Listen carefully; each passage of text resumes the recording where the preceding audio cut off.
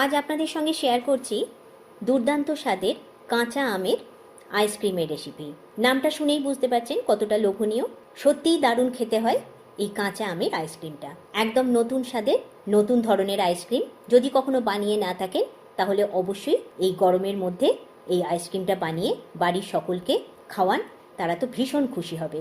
তাহলে চলুন আর দেরি না করে কাঁচা আমের আইসক্রিম বাড়িতে সহজে কি করে বানিয়ে নেবেন সেটাই এখন দেখে নেওয়া যাক। কাঁচা আমের আইসক্রিম বানানোর জন্য এখানে আমি প্রথমে একটা কড়াই গ্যাসে বসিয়ে দিয়েছি। এখন তার মধ্যে দিয়ে দিচ্ছি অল্প 2 চামচ মতো জল। এবার দিচ্ছি হাফ লিটার নর্মাল মিল্ক। এই দুধটা আমি একটু ঘরে ফুটিয়ে রেখেছি, আপনারা কাঁচা দুধও ব্যবহার করতে পারেন। এখন দুধটাকে একটু হালকা গরম করে নিয়ে ফেরত আসছি। এখন দুধটা একটু হালকা গরম হয়ে গেছে।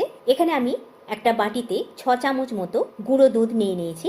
এখন এই দুধটা গুলে নেবার জন্য হালকা গরম দুধ থেকে অল্প কয়েক চামচ তুলে নিলাম, নিয়ে ভালো করে মিশিয়ে নিচ্ছি গুঁড়ো দুধটা। আর এদিকে যে দুধটা ফুটতে বসিয়েছি সেই দুধটাকে একদম ঘন করে ফুটিয়ে নেব, অন্তত হাফ হয়ে যাওয়া পর্যন্ত।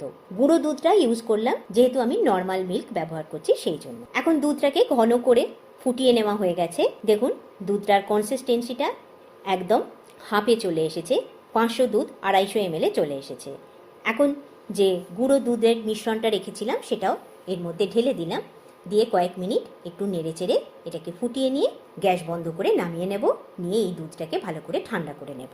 যে সময় দুধটা ঠান্ডা হচ্ছে সেই সময় আমি এখানে 500 গ্রাম মতো হুইপড ক্রিম নিয়ে নিয়েছি। ক্রিম দিয়ে আইসক্রিম বানালে সেই আইসক্রিম কিন্তু পারফেক্ট হয়। এখন এই হুইপড ক্রিমটা আমি একটু বিটার মেশিনের সাহায্যে ভালো করে ফেটিয়ে নিচ্ছি। ক্রিমটা ভালো করে ফেটিয়ে নেওয়া হয়ে গেছে।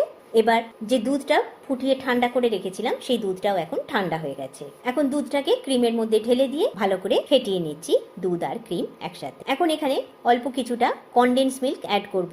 ক্রিমটার মধ্যে সাফিসিয়েন্ট মিষ্টি আছে, কিন্তু দুধটার জন্য আমাদের অল্প একটু কনডেন্স মিল্ক অ্যাড করে দিতে হবে। এখানে আমি 4 থেকে 5 চামচ মতো কনডেন্স মিল্ক অ্যাড করে দিচ্ছি। আর সেই সঙ্গে দিয়ে দিচ্ছি এখানে সবুজ রঙের ফুড কালার। যেহেতু কাঁচা আমের আইসক্রিম বানাচ্ছি সেই জন্য অবশ্যই কালারটাকেও একটু সবুজ রাখতে হবে। এখন সব কিছু একসঙ্গে বিটার মেশিনের সাহায্যে ভালো করে ফেটিয়ে নিচ্ছি। সব ফেটিয়ে নেবার পর এবার কাঁচা আমের ফ্লেভার এখানে আমরা অ্যাড করব।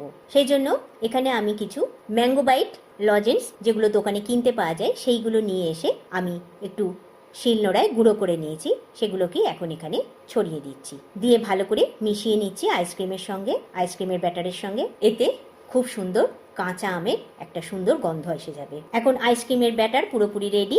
এবার দুটো পাত্র নিয়ে নিয়েছি। এই পাত্রগুলোতে আইসক্রিম জমানোর খুব সুবিধা হয়, সেই জন্য দুটো পাত্রে আমি সমস্ত ব্যাটারটা ঢেলে নিচ্ছি। ব্যাটারটা ঢালার সময় এর কনসিস্টেন্সিটা আপনারা দেখতে পাচ্ছেন, ঠিক এই রকম কনসিস্টেন্সি থাকতে হবে, তবেই কিন্তু পারফেক্ট আইসক্রিম তৈরি হবে। দোকানের যে আইসক্রিম আমরা খেয়ে থাকি ঠিক এই রকমভাবে বানালে তবেই কিন্তু সেই পারফেক্ট স্ট্রাকচারটা আসবে। দুটো পাত্রে সমস্ত ব্যাটারটা ঢেলে নেওয়া হয়ে গেছে। এবার আমি একটু ডেকোরেট করে দেবো আইসক্রিমটাকে, সেই জন্য ওপর থেকে ছড়িয়ে দিচ্ছি একটু চকো চিপস। অপশনাল, আপনারা চাইলে নাও দিতে পারেন, তবে দিলে একটু দেখতে ভালো লাগে, বাচ্চাদের বেশ ভালো লাগে, সেই জন্য দিচ্ছি। আর দিয়ে দেবো অল্প একটু চেরি। আপনারা চাইলে এখানে ড্রাই ফ্রুটস অ্যাড করতে পারেন, যে কোনো রকমের বাদামের কুচি এখানে দিয়ে দিতে পারেন। এখন আইসক্রিমের ব্যাটার সম্পূর্ণ তৈরি হয়ে গেছে, ডেকোরেটও করা হয়ে গেছে। এবার ওপর থেকে ঢাকা দিয়ে এটাকে আমরা এখন ফ্রিজে জমতে দেবো 10 থেকে 12 ঘন্টার জন্য। আমি প্রায় 10-12 ঘন্টা পর ফেরত এসেছি। দুটো পাত্রই বের করে নিয়ে এসেছি। আমি আপনাদের দুটো পাত্রই খুলে দেখিয়ে দিচ্ছি কেমন সুন্দর আইসক্রিমটা জমেছে। আইসক্রিমের স্ট্রাকচারটা দেখেই বুঝতে পারছেন কতটা পারফেক্ট হয়েছে। একদম দোকানের মতোই কিন্তু দেখতে হয়েছে, এবং টেস্টও একদম দোকানের মতো হয়েছে। আপনারা এইভাবে বানালে আপনাদের আইসক্রিমগুলোও কিন্তু একদম পারফেক্ট হবে। আমি একটু হোয়াইট চকলেট, চকো চিপস এইসব দিয়ে এটাকে ডেকোরেট করছি। আপনারা চাইলে নর্মাল আইসক্রিমটা তুলে সার্ভ করে সকলকে দিন, সকলেরই ভীষণ ভালো লাগবে। অবশ্যই রেসিপিটা একবার বানিয়ে খাওয়ার অনুরোধ রইল।